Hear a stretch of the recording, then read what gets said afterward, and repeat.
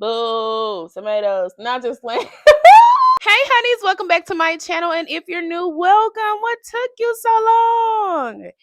Let's take a brief round of applause for the fact that this is my second time filming for YouTube. yes. I'm proud of me too. Thank you. Okay, so I'm back with another series review. This time it's going to be Heart and Hustle Houston, and I think I shared that with y'all in my last video that that's what I wanted to do next. So I've been watching the episodes, but I haven't necessarily been reviewing them, or at least I haven't uploaded it or even filmed it. Jumping in at episode 5. Not really sure if I want to go backwards and us go back. Well, y'all let me know down in the comments if you want me to go back and review the first 4 episodes as well as this one. So before I get into this, how are we feeling about this show? Let me talk about the fact. Let me talk about the fact that we were so blinded by Love and Marriage Huntsville that I don't know that we even realized there was another show that was just as good, if not better. And this is not a series either. This is I'm thinking about Beauty in Black, which I'm going to be reviewing real soon. I'm going to watch the first episode and I'm going to film for that and come back to y'all. But I didn't know Heart and Hustle was this great. It's really great. I'm enjoying it. I don't have a fan favorite or, cast favorite yet. And I have my eye on some people. I don't even know if I have a close favorite yet. Honestly, I take that back. I believe that one of my favorites will probably end up being Ro. There's a level of relatability for all of them ladies, for me. The cast is comprised, is that the right word?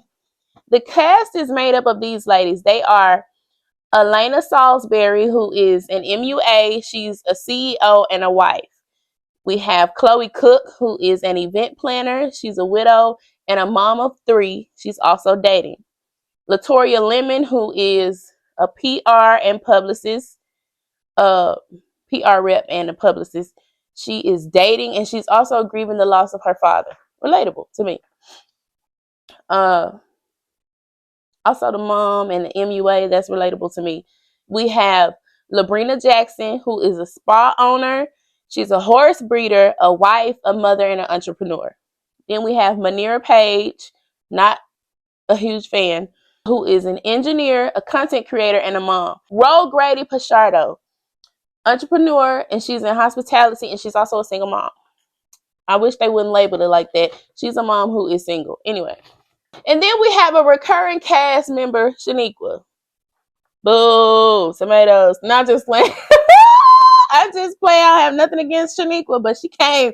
Chiniqua is different. I don't even know where I want to get started first. We start off the episode back at the Mocha Lounge because that's where they ended last week. And if you don't know about last week, let's give you a brief recap. Last week, the ladies all went out. It was single ladies night at Club Mocha or the lounge or whatever it was. And of course, they were having conversation. They kind of got back into the fact that Latoria didn't quite remember Chiniqua. And Chiniqua took offense to that because Chiniqua is like, okay, y'all, I'm back. Sorry about that. I ran out of memory, so I had to go delete something real fast. So I'm going to rush through this. I'm not going to lie. So anyway, they get into the fact that Latoria didn't remember Chiniqua. And Chiniqua is hard down pressed for everybody to know that she is somebody that Latoria knows. I'm not sure why that really bothered her, but she just seemed like the type that just can't let it go. And I'm wondering what the motive is about. I feel, you know what? Honestly, let me get into something. Let me say this really quick. Chiniqua is the second person that I've seen get ugly with Latoria. And Latoria expressed that growing up, because she was the bigger person, literally, I'm not being funny, but because she was bigger, she always felt like almost like she had to walk on eggshells around people because they took everything that she said to heart, whether it be funny, a joke, whatever it is. And I can sort of relate to her like that because I'm bigger. It's like I automatically should take the place of the bad guy. I should automatically be okay with being, blamed.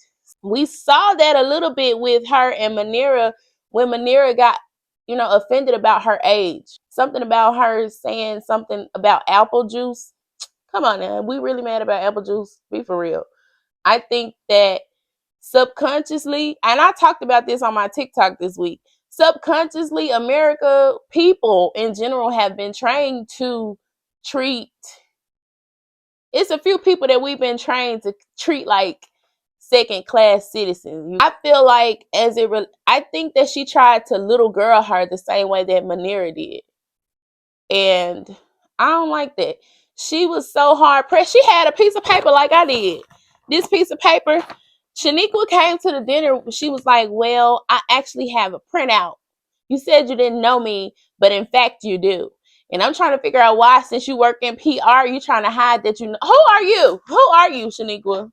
Who are you? Because she might know you, but we don't.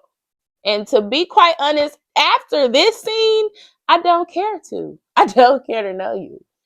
Latoria is still confused. She's like, what is this? And I agree with her, because what is this? Like, I have never known anybody so hard pressed on wanting to say that they know me. Baby, we might have been in kindergarten together. That does not mean that I remember you. I don't remember what I had for dinner yesterday.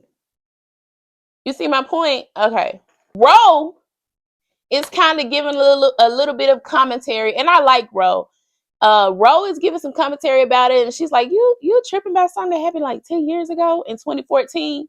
Because we discovered on the messages, Latoria is like, these messages are from like 2014. If I was in high school in 2014, this is just a scenario. This ain't what happened with them. But if I was in high school in 2014 and I had a classmate, somebody that I did not talk to on a regular basis, somebody that is not someone that I consider a close friend, if they came and spoke to me in Walmart tomorrow, 9 times out of 10, I don't know you.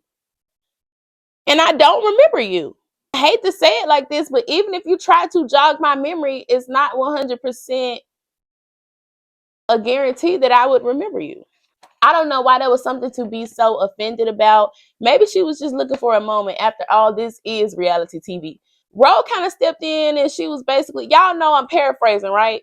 So Ro kind of stepped in and she was like, girl, you're mad about 2014. Like, that was 10 years ago. Nobody really, you tripping about that? In their conversation, in their banter, Chiniqua called Ro the B word. She called her up. Yeah, she did. And I like Ro. Ro said, hello, because I got one for you. I ain't trying to show you one, but I have one for you. You done lost your mind. So they going back and forth, and she's offended. Ro is offended, of course, because like, girl, why are you coming at me like that? We just trying to figure out what point are you trying to prove here? You coming at this girl about, she don't know you. Simple as that. I think that's the whole point that Ro was making.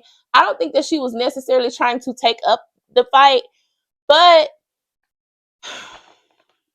you see how exhausting it is for me to explain this whole scene? That's how exhausting the whole situation is. Honestly. Latoria got up and left, and I don't blame her. Chloe is confused. She like, wait a minute. And the majority of the girls are embarrassed. Not only did she call Ro a B word, she called her big. I think I've just kind of made up my mind about her character on this show. The role that she chose, that's not a good look. It wasn't a good first impression for me. And that wasn't even her first episode, but that was enough. That's enough. That's enough.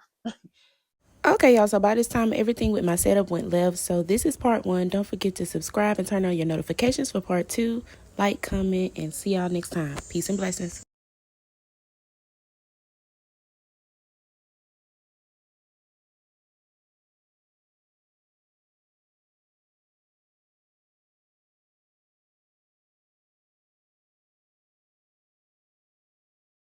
Okay, honey, so by this time, everything had gone wrong. I lost my lighting and my memory. So this is part 1. Comment down below if you want to see part 2 and what you think about Chiniqua Gate.